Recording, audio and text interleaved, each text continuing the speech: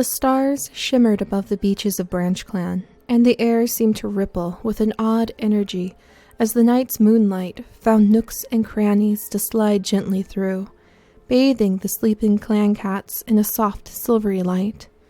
Within the caves, the clan cats slept peacefully, kits and queens curled up on the soft moss of the nursery, with bellies full of the rich fish that were hunted from the water's edge, and the clan's warriors dozing lightly, ears twitching even as they slept, ready for any hint of danger that could arrive to the caves. Yet, in another realm, rippling against this one, the sleeping cats were wide awake, their spirits leaving paw prints along the sands of the beach of the dream realm. And there, right beside the dreaming versions of the sleeping clan cats, walked the ever-curious cats of StarClan, their starry eyes bright with excitement at this rare dream realm opportunity to speak to the dream versions of the living cats they watched over so eagerly. Of course, none of the clan cats would remember their encounters with the StarClan cats once they woke, but that fact was less important than the opportunity for StarClan to satisfy some of its curiosity. The dreamy night had already allowed many of the StarClan cats to speak to the dreaming kits of the sea, Minnow Kit, Wave Kit, and Frog Kit, and now many of the starry clan cats had set off across the sands in search of the kits' parents. The struggle between Sea Whisper and Crowfeather had been a subject of much debate among the StarClan cats for quite some time, causing more than one starry pelt to bristle in an argument with its neighbor. "I'm telling you, he should go back to his clan. A fish brain like him isn't needed in this clan. He's an embarrassment to Branch Star's family name." A dark tabby she-cat yowled loudly, sharing her anger with her companion. A passing young white and orange Tom let out a furious hiss as he overheard these words, a cloud of glittering stars bristling around him like a ghostly mane. "How could you say that?" the young Tom hissed, his orange-tipped tail bristling. "Crowfeather must stay with Sea Whisper. True love is the most important thing of all." "Oh, go share tongues with the star shippers," the dark tabby hissed, her voice dripping with contempt as her lip curled up over a row of very sharp teeth. The young white and orange Tom paled a bit at this, his starry mane flattening, and the dark tabby gave a barking laugh. "The most important thing is clan loyalty. Besides, I doubt they're in love anymore. The kits are already here, so what use is love then?" A few of the StarClan cats glanced nervously out of the corner of their eyes at the dark tabby and the viciousness in her voice, but several older StarClan members merely shook their head and continued on the trail as they recognized her in her moody hostility. While some of the StarClan cats were no doubt set in their judgments of Crowfeather and Sea Whisper's situation, many of them would much rather ask him themselves than let their curiosity dash frantically about like an impatient kit. They found him, finally, along the edges of StarClan's dream territory, curled up in a clump of cattails and staring listlessly out across a tiny pond, a puddle, really, in the ground in front of him. He gave no indication if he had noticed the glimmering rows of gathering StarClan cats that had draped themselves across the branches of the trees around him, or hunched down in the grasses beside him. Instead, the black and white cat sighed deeply, his breath stirring the bobbing cattails that leaned over him. For a moment, the cats of StarClan glanced at one another, at a loss of who should speak first. And finally, with a firm sigh and a nod to herself, a white-pelted she-cat with brilliant blue eyes stepped forward, her gaze firmly locked on the black and white Tom in front of her. Her eyes were full of warmth and brimming with eager curiosity, though she dipped her head in a stiff nod of greeting. She drew in a deep breath, and then spoke in a firm, controlled voice, and cut straight to the heart of the question that was on so many of the gathered cats' minds. "Crowfeather, I am White Moon, and I have a question for you. Who do you value more, Lion Star or your mate and kits?" The gathered StarClan cats drew in a sharp breath at her question, dozens of curious eyes whipping back to the black and white Tom for his answer. Crowfeather closed his eyes slowly, his whole body trembling suddenly, as though exposed to a cold wind. With another deep sigh, he pulled his legs closer, drawing himself into a tight ball on the crushed cattail nest. He trembled again, and for a moment it seemed as though he wouldn't answer. Then finally, he drew in another breath and spoke from behind the cover of his tail. "I don't know." His voice was low and almost lifeless, except for the misery pouring from each word. Crowfeather drew in another shuddering sigh and pressed his thin black tail tighter against his face. "I miss Sea Whisper. I miss how wonderful things were with her. But nothing is the same anymore. Nothing feels the same." Crowfeather's tail drooped, limply laying against his feet, and his eyes gazed sightlessly out over the tiny puddle that he had curled up next to. "I don't remember what it was like anymore. I remember being happy, that's all.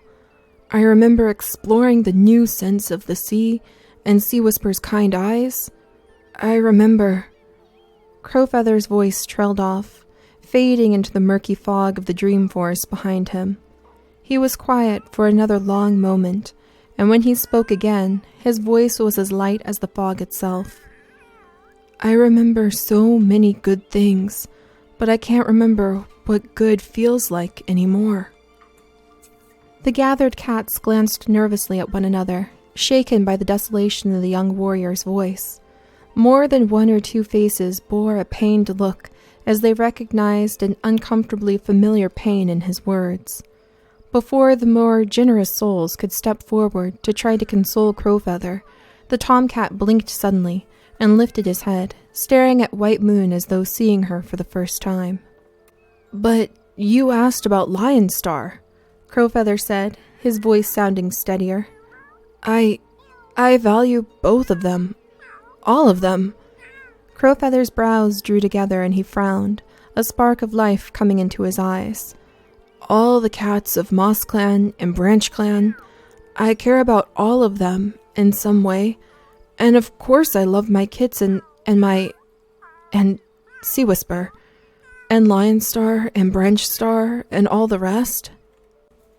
Crowfeather sighed again, deeply, and drew himself up from his cattail nest slowly, staring down at the puddle in front of him, then glancing upwards at the starry sky that it had reflected. "But I don't think happiness or loyalty or love is what I can think about anymore.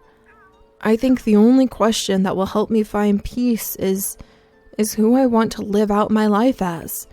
I'm no leader with 9 lives, and in the end I have to ask myself who I want to die as. A BranchClan warrior or a Mossclan warrior?" Crowfeather stared up at the stars above, his expression grim and resolved. The cats around him shifted and pressed against one another as they took in his words, their excited whispers sounding like the tinkling of stars and the whisper of wind in the leaves. Pushing past her companions, another white she-cat stepped forward, her face covered with a mask of black fur that trailed gray streaks down her sides. "So, do you intend to take Sea Whisper and the kits with you to Mossclan, then?" The she-cat meowed, her voice flat and emotionless. Around her, the StarClan cats erupted into a flurry of angry hisses and agreeable meows, sharp whispers flying like darting birds as the groups began to argue quietly among themselves. Crowfeather glanced at the she-cat, his eyes clouded with confusion. "What? No, I never..." He shook his head, frowning. I could never do that. Sea Whisper is of the sea. She loves it. And she's so loyal to BranchClan. She is a BranchClan cat, through and through. I knew that about her from the beginning.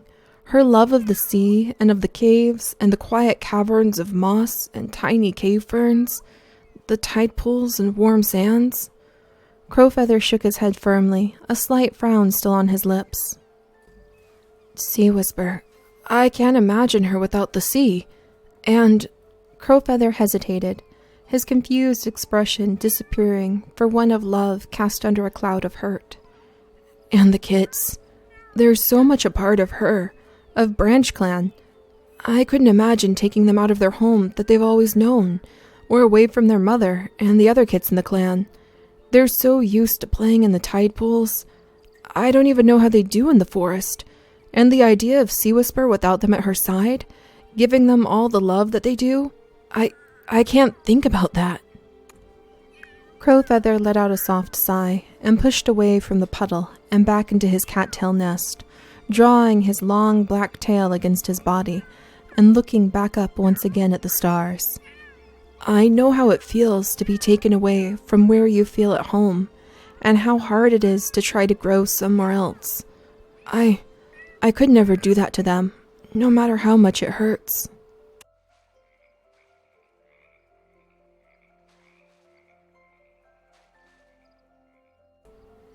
Across the sands, quite far, and yet not far at all in dream distance, Sea Whisper was surrounded by another group of StarClan cats, their ears pricked forward in curiosity as they studied the silvery queen.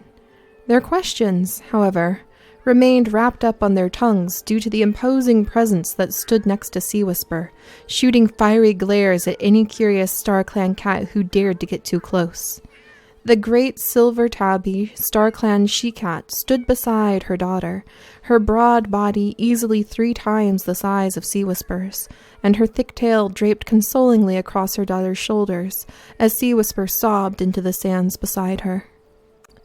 "I don't understand," Sea Whisper howled again, anger and grief tearing her voice apart, and a howl louder than she had ever uttered from her composed, quietly possessed frame in the waking world. Several of the StarClan cats blinked in shock and drew back, just in time to avoid another bat from the large silver tabby's paws, too. Sea Whisper didn't appear to notice any of the surrounding StarClan cats.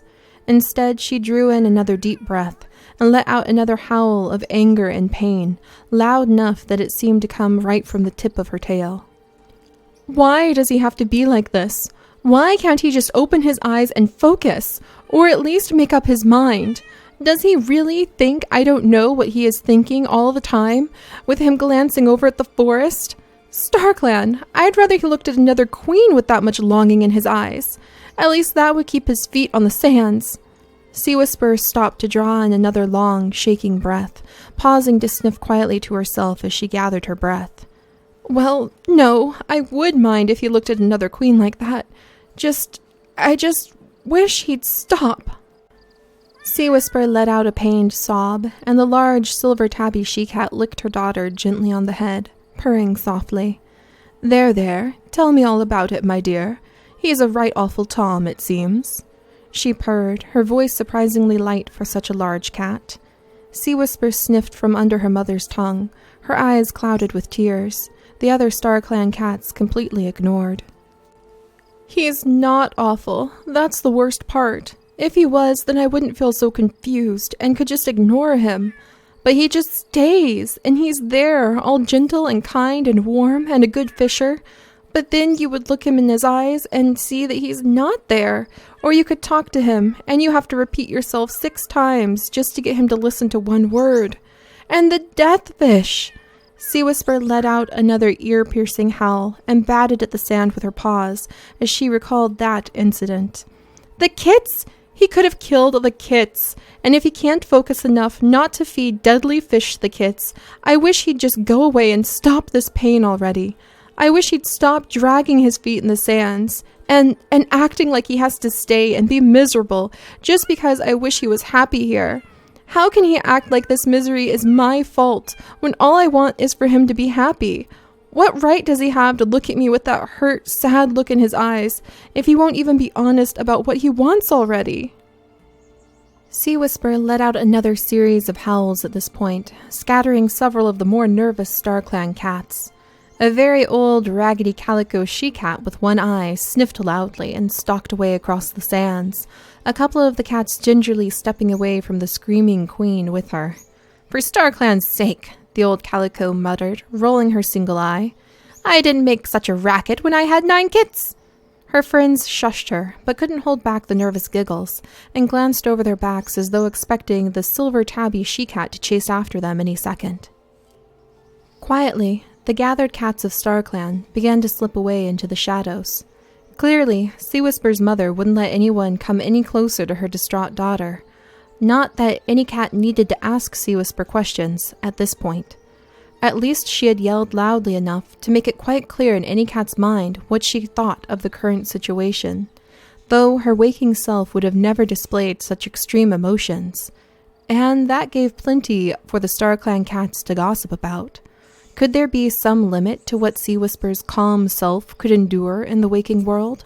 What would happen if that limit was reached and such powerful emotions that she hid exposed?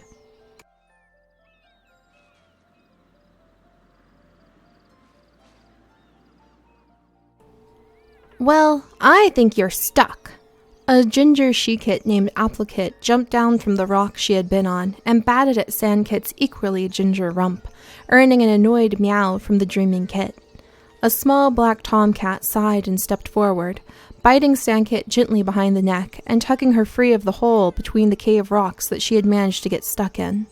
Sandkit let out a chirping meow of relief and began to wiggle in the tomcat's grip, letting out an excited growl as she wiggled free and rolled across the rocks towards the starry Applicate.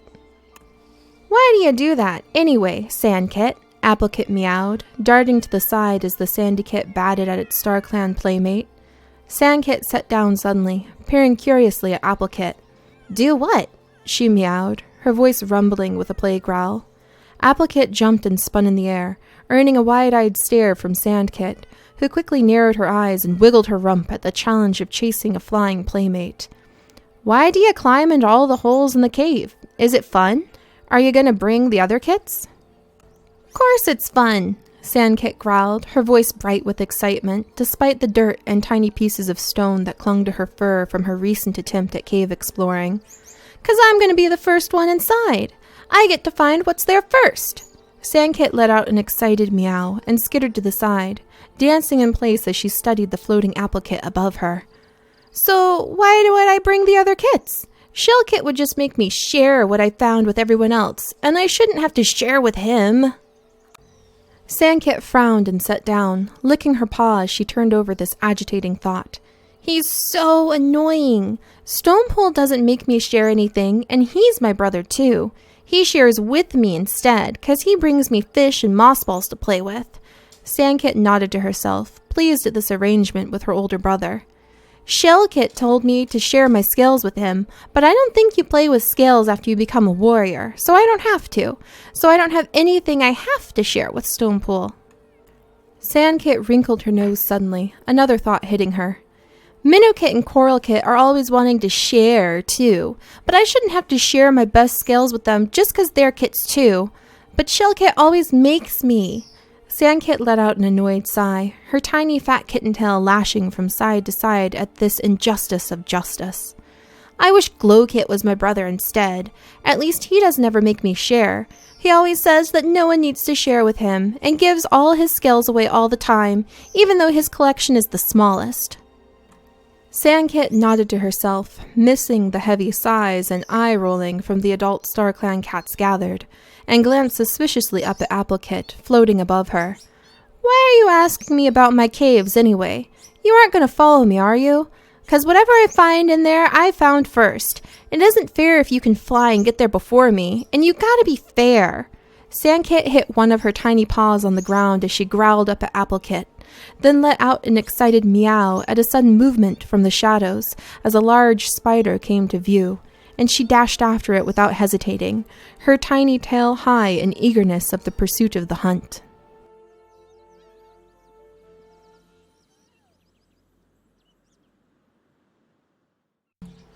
Hello everyone, and welcome to the afternotes for this StarClan Speaks episode. And I just wanted to say thank you guys so much for your patience. As you can probably tell from the fact that I sound like a bunch of squeaking frogs, I actually have the flu this week, so it's been very difficult to gather my muzzy thoughts together enough to be able to write something up. And I apologize if today wasn't quite as on the nose as I normally try to make it. It's very difficult to write of a relationship that's falling apart without anything in particular really having been wrong, just the fact it doesn't work anymore. And I hope I'm displaying that really well between Seafeather and Crowstar, or Seafeather, between Seafeather. That actually works when you use the ship name there. So I hope that I'm showing how the relationship, there's not really anything per se that's wrong, but when you take in the different aspects of Cat's clan loyalty and the fact that love in the Warrior Cat series often plays second or even third fiddle to clan like responsibilities and clan loyalty, and the way a cat just needs to feel their self, like their hunting selves, be at home in a world,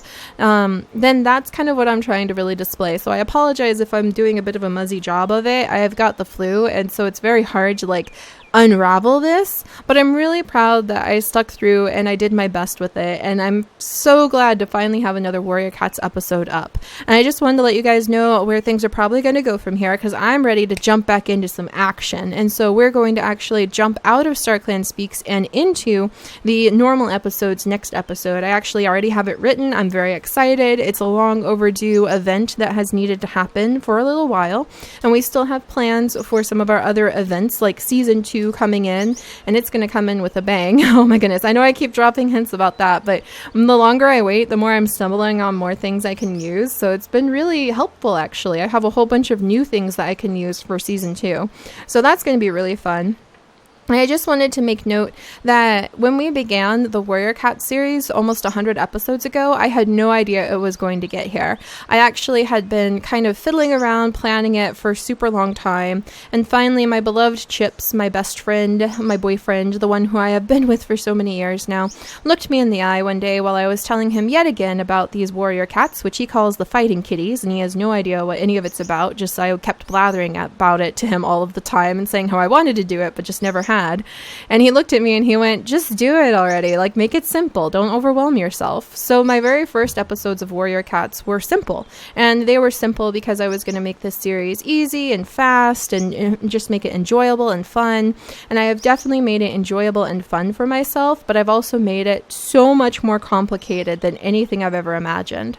So I wanted to let you guys know that a lot of what I'm doing behind the scenes right now is kind of perfecting my personal random generators and how I kind of set up the game. I want to make sure that I have like a checklist so that I can make sure we're doing our gatherings on time. I think I'm going to make the time between gatherings a little bit longer, so I'll alter like how long the moon cycle goes in the game. And I want to make sure that we're having more patrols where the cats can interact with one another.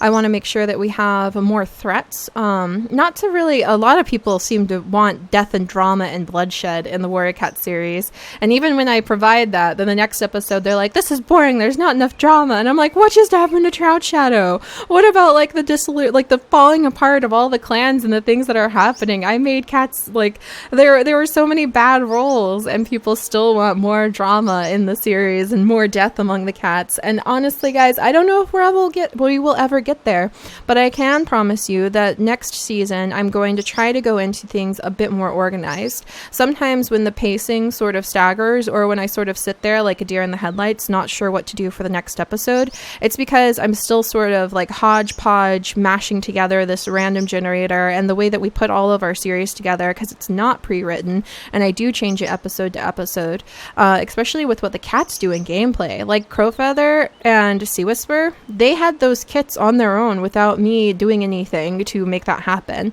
And the way that Crowfeather just has not really rolled any kind of wants for anybody in Branch Clan for so long, that's not me, that's gameplay. And I know that's a huge drive to our series, is that it's a mix of gameplay, random generators, and then just my imagination kind of tying everything together. So I wanted to let you guys know for season 2, what I'm working on really hard right now is trying to make a whole new set of generators that also bears in mind that I want to make sure, like, at least once between gatherings, we role play out a patrol. Like, we send out a patrol and we see something happen with the patrol in each of the clans. So we can see there's opportunities for them to run into other clans on their territory, or what they would like to say is their territory. We'll see territories shift quite a bit as the clans fight with one another. I'm going to make multiple types of fight generators. So we can have play fights that just go terribly wrong.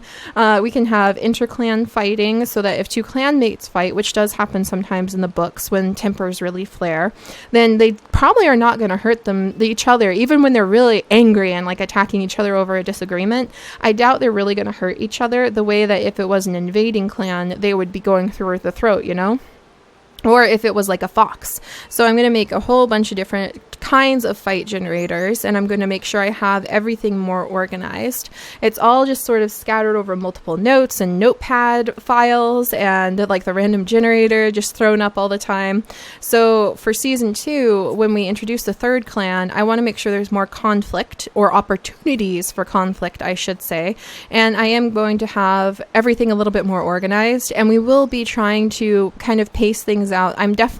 My big goal here on out, and I don't know how well I can stick to this, is to try to, but I'm going to do my best, is to try to have 3 Warrior Cats episodes out every week, and very predictably every week, and maybe even bonus StarClan Speaks if everybody is really happy and it's been exciting, and everyone's clearly really having a good time in the comments. Then I'm going to try to get out like StarClan Speaks more often, but I don't want to do the batch StarClan Speaks anymore because I feel like it makes things too slow paced. So I'm going to try to kind of rotate between doing the gameplay episodes, which are the normal episodes, and then flipping to StarClan Speaks maybe at least once every 2 weeks, if not once every week. My original goal was to have it out every Friday, a StarClan Speaks episode, and they're really easy to slip in between all of the drama of what's going on. The only tricky part is snagging questions for StarClan Speaks. So I think what I'm going to start doing is accepting questions for StarClan Speaks in any episode, and then just snagging the ones that I think would make a good question for the next StarClan Speaks. And of course, if you guys will like those questions and comment on those questions and say, yeah, I'd love to know this, then if we get a lot of questions, instead of going, okay, I just have to wait until I do a StarClan Speaks, I can go like, a lot of people really want to know what BK's favorite food is right now. You know what? Let's go ahead and do StarClan Speaks. So I think I'm going to switch that up instead of having it so formally separated. If everybody just gets really curious about one cat because of what they did in the gameplay episode, then the next episode may be a quick StarClan Speaks to kind of just go over things. And I'm going to make StarClan Speaks go a little bit faster. And when I don't have to use StarClan Speaks as a way to do a lot of exposition on what the cats are like for big plot points, then we can do it for more fun, playful things, which I think is really great balance to it too. So those are some of my behind the pause thoughts, slightly fevered thoughts on how we're going to be doing things. But I just wanted to reassure you guys that I want to get episodes out faster. I need to make it a little easier on myself. So I think I'm just going to do like how I normally have, where we have the role play at the beginning. And I'm going to try to make the episodes shorter because it's the school year and a lot of people have been requesting shorter episodes.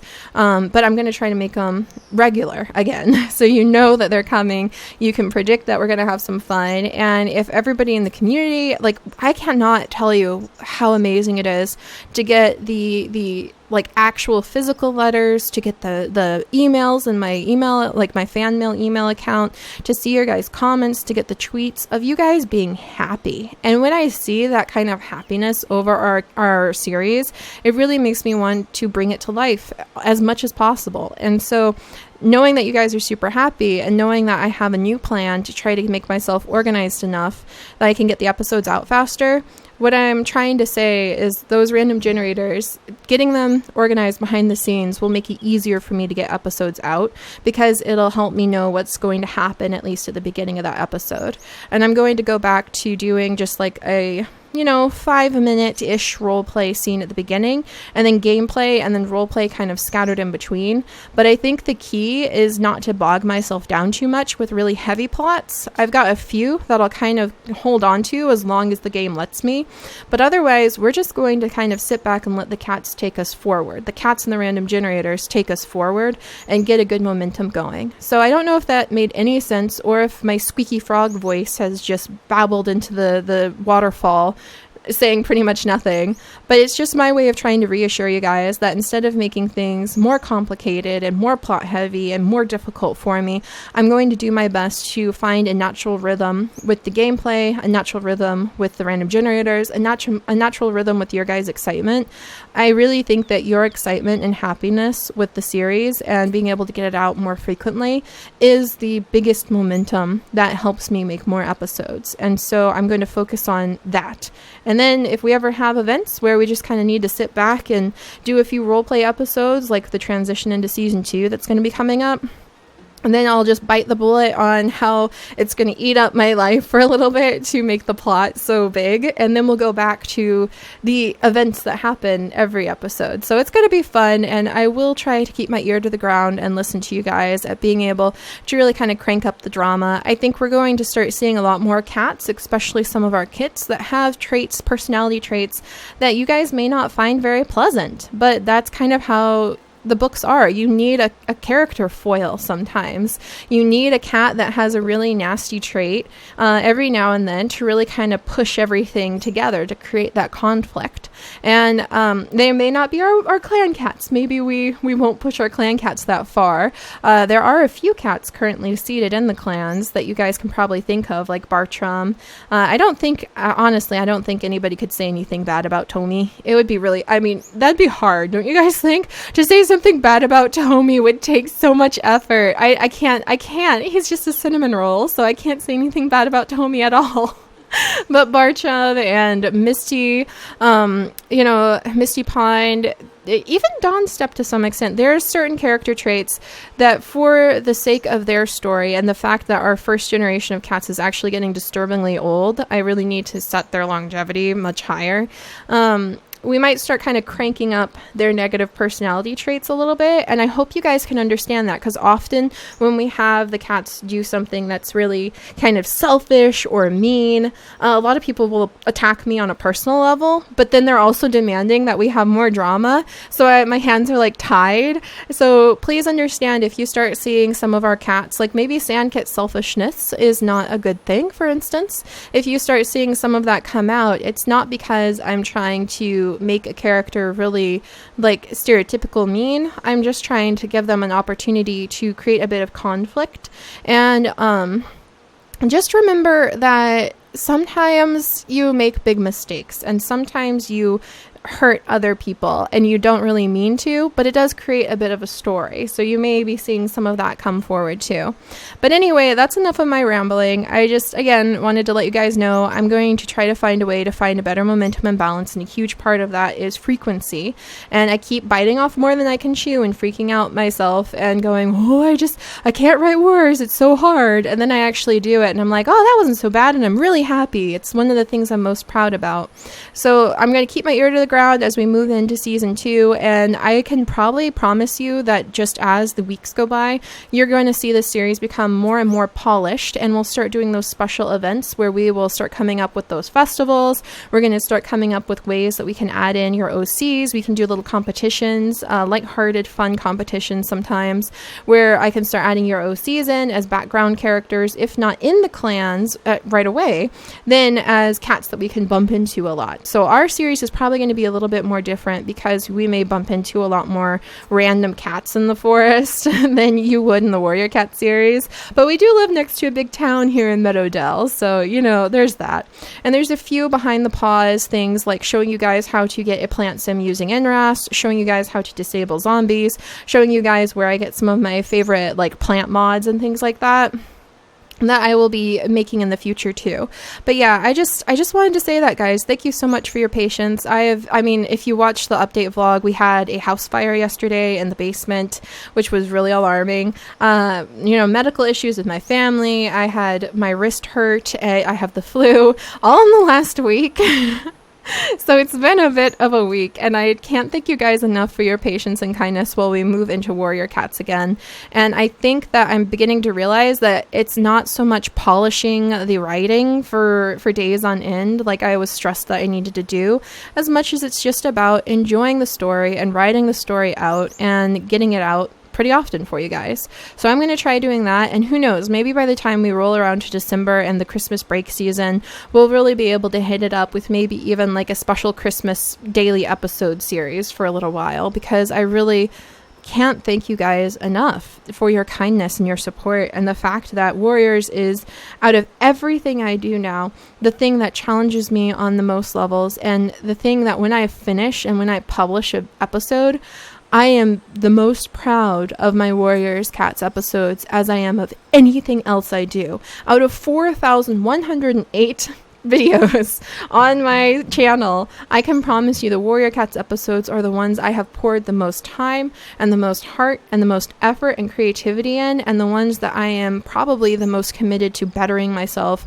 and figuring out how to make this better and better and make it more often and make it balanced and figure out that in.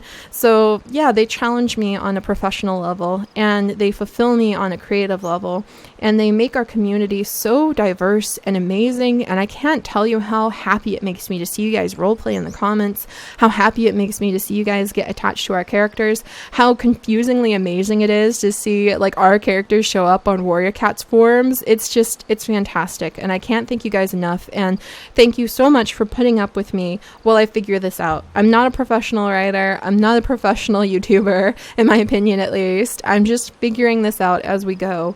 And I'm so thankful for all of you who have given me your opinions on where we can go gently and nicely, and who have helped me to figure out how we got here. Because I can promise you, if I can keep this up, if I can hit a good flow, there's a chance we're going to watch generations upon generations of cats be born. You're going to find out what is the mystery of Bearglow and Misty Pond's history. You're going to find out the mystery of the third clan. You're going to find out all sorts of drama. It's going to be really fun, and we're going to see the stories go in places I can't even predict, because I can't control those random generators. So we've done Warrior Cats for about almost 6 months now, I think, and we're moving into another 6 months, and I just thank you, and thank you for your patience. Like I said, I'm not a professional, and how I make the episodes and how I get them done and how I produce them changes week to week, but I can promise you in 6 months you're going to see this series continuing even more polished and hopefully as exciting as possible. So it's going to be great. It's going to be great to grow together, and I can't wait to do it with you guys. So I hope you're all having a wonderful day and you enjoyed the StarClan Speaks despite the fact that I sound like a squeaky frog, and I'll see you all next time. Bye bye.